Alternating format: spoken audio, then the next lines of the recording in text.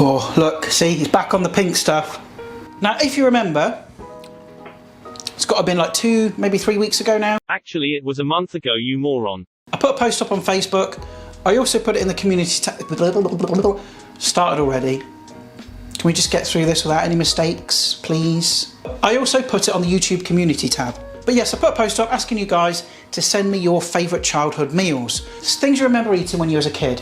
Like things your grandparents made, things your mum made, your dad made.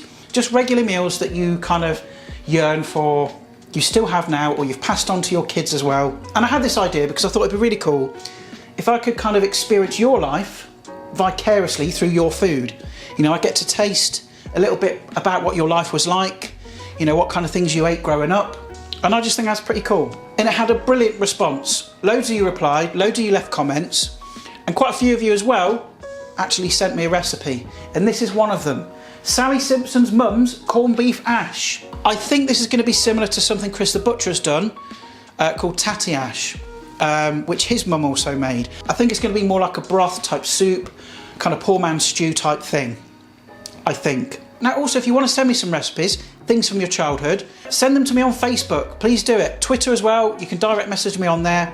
You can also email me as well. I'll put that up on the screen so you can get me there as well. So anyway, before we get on with it, do the usual thing, like, share and subscribe. And also when you do hit subscribe, please click the notification bell, the little grey bell icon, click that. That way you can kind of set it up so that you receive notifications every time I upload. So come on, let's get down here, let's crack on and do Sally's mum's corned beef ash. Well actually, no, it'd be her granddad's, wouldn't it really? Because it's her granddad that kind of invented it, or started it off. I don't know, I'm waffling, let's get on with it.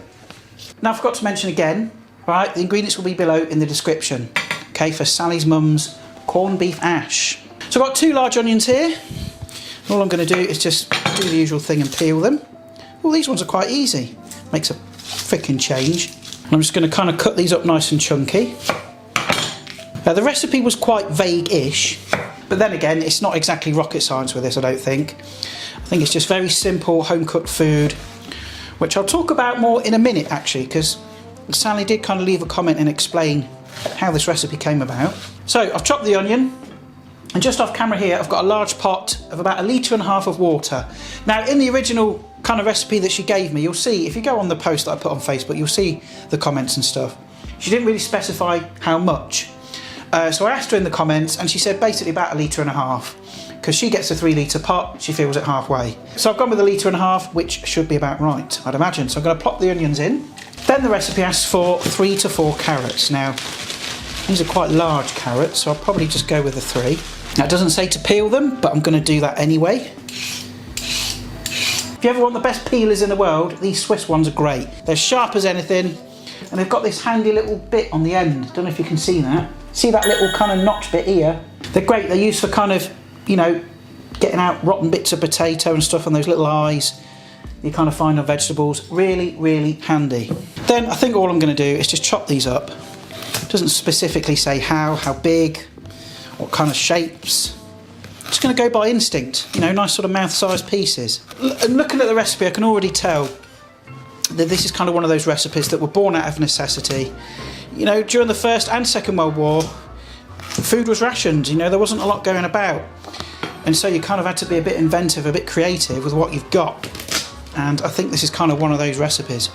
And you know what? It's simple, but I bet it's going to taste good. And then in they go with the onions. So now we've got the onions and carrots in the pan. I'm going to get that onto a boil. Off we go. And she says to add, our Sally says to add some salt and pepper. I'm not going to use that pepper milk because that's bollocks. Use this one I found in the cupboard yesterday. Just much more efficient. I'm going to add plenty of pepper because I love it. Then I'm going to add some salt, as per Sally's instructions. And Sally says to boil that for 25 minutes, which I think is quite important. I imagine we want to boil it rather than simmer it because we want to reduce that liquid, I imagine, because there's quite a lot in there. So yeah, I'm going to leave that ticking over for 25 minutes. Marvellous. Now whilst that's coming to the boil, doing its thing, I'll read out Sally's comment. So Sally comments corned beef ash without the H. She goes on to say, my mum made it but learnt from her dad who used to make it in the trenches in the First World War. She goes on, sort of mentions the recipe, big saucepan, water, the carrots, everything else. And she also says that obviously at the end, serve it with sort of bread and butter in deep bowls, and she still makes it for her kids now. So she's passing it on. And I can kind of envision her grandfather. And I can just kind of imagine him and his fellow soldiers just kind of huddled around a big pot, chucking all this stuff in there, and at the end of it, producing something nice and warming, and probably quite tasty actually. So that's a really nice story. Thank you for that, Sally. So yes, so send me more of them, you know, send me little backstories, email them to me, send me the recipes. You know, I love to hear all this kind of stuff. It interests me. But listen, I'm going to go and sit down for a bit, let this boil away for 25 minutes. It's smelling good already, to be fair.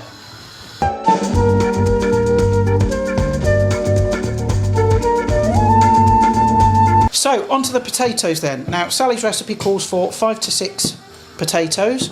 I've got 7 here because they're quite small. And they need using up anyway because they're slightly on the turn. So I'm going to peel these. Right, so I've peeled them and I've just given them a quick rinse underneath the tap. Now, the keen-eyed viewer may spot there's an extra potato there. Why? Because I bloody well felt like it. What are you going to do? Fight me? Anyway, what we're going to do is get these cut into cubes. Now, she didn't say how big, but I imagine they're going to be quite substantial because they're going to cook for another 20 minutes. So I'm just going to kind of cut them into chunks about that sort of size. See you in a bit. So once they're kind of diced up, we're going to get those in with the carrots and onion. In they go. There it is. Now I imagine that the starch from the potatoes is going to be our thickener. It's going to thicken up that kind of soupy stew stuff. Sally, is that looking kind of right? I mean, the hob that I use has got a really high flame, if you can see. Focus! So obviously that's going to boil quite rapidly, and it is reducing the liquid quite nicely. But obviously we're going to add liquid back in with the oxtail soup. So Sally says, or Sally's mum says, or Sally's granddad says, that we need to cook that, boil it away for another 20 minutes. So I'll see you in a second. Corned beef. Lovely stuff. I used to hate this stuff as a kid, but I actually really like it now. But I think what I'm going to do is, as that's kind of boiling away, we might as well kind of cube up the corned beef. So I'm going to try and open this tin. I'm notoriously bad. Notoriously? That doesn't make any sense. It's not like people go round and remember, oh bloody hell, that Adam, he don't know how to open flipping corned beef tins. Notoriously. It doesn't make any sense. I'm just crap at opening corned beef tins. Just, you know what I mean. Just put the little key thing in. Let's try and... Oh, it's working! It's working. And flop, look at that, came out with ease. I know what you're thinking, right? Looks like a horror movie prop or something you'd find in a biohazard bin, the back of an hospital. But look, corned beef is lovely. And basically Sally says to cut it into cubes. Again, she doesn't say how big, but I'm going to kind of take an educated guess. So I'm going to kind of cut this into 3, then into bits like that, and then into cubes.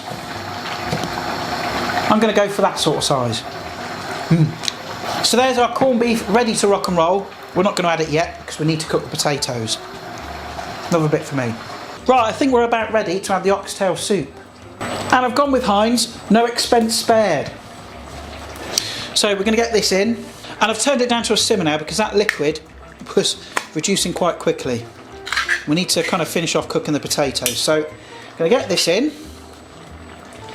Lovely stuff. I love oxtail soup. Soup, even. So I'm going to leave that to simmer for a minute. Oh, we need to get the kind of corned beef in, don't we? That'll help. So I'm going to add that. So all we need to do really is just simmer it, get it warmed through, heat up that soup, warm through that corned beef, and we can serve it up. 346 minutes later. Right, I'm going to shut that off because I think we're there, boys and girls. It does smell incredible. It really does. So I'm going to serve some of this up in a nice sort of big soup bowl because it's kind of like a soupy stewy type thing. Stewie just said that. Take it home with you. But look, we're going to get some of this into a bowl. Bit of everything. I'm not going to lie, it just smells incredible. I hope it tastes as good as it smells.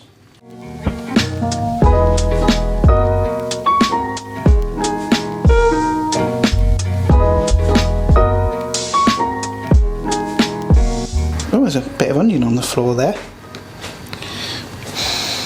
It does smell good. So let's give it a go. Sally Simpson's mum's corned beef ash. Well, actually, no, it was her granddad's, really. Let's try it. I bet if Sally's watching now, I bet she's nervous as hell. And you should be. We take things seriously on this channel, Sally. Let's go in.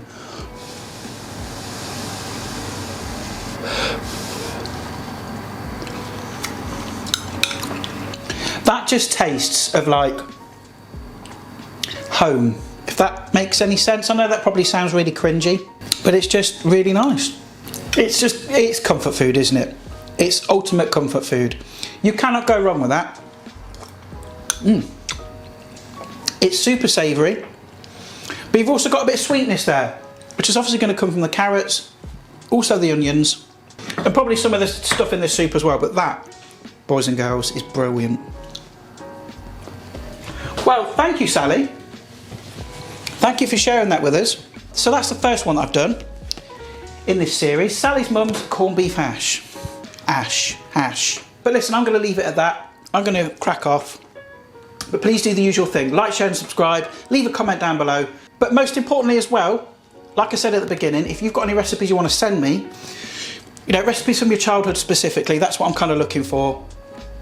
Things that your mum made, things that your dad made, your grandparents, aunts, uncles, food that you grew up with that you were really fond of. And you either miss because you don't cook yourself, or you've kind of passed it on to your family, kind of passed it down to your children. Send them to me. I want them. And then I'm going to make a cookbook out of all your recipes and make millions and millions of pounds. Not really. I'm not going to do that. And there's plenty of ways you can do that. Go on Facebook, you'll find my Facebook page. Also, the link to that's in the description. Twitter as well. You can email me as well. I'll put that up on the screen as well, so you can send me your recipes. But I'm going to bugger off now. Thank you again, Sally. Much love to you. Thank you for the recipe. And I'll see your gorgeous faces in the next video. Bye for now. I've got to take this slate of lovely stuff and finish it. You can't have this. Nope. All mine.